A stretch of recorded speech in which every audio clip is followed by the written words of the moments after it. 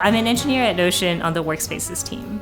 Our team is pretty vital to the organization because we build and fix the bugs in the features that the users actually touch day in and day out.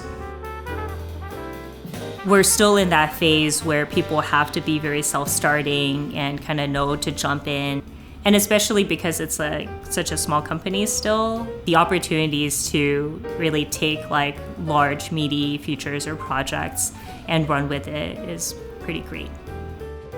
We really like to have generalist engineers that have product sense, that have an opinion about what it is that they're building.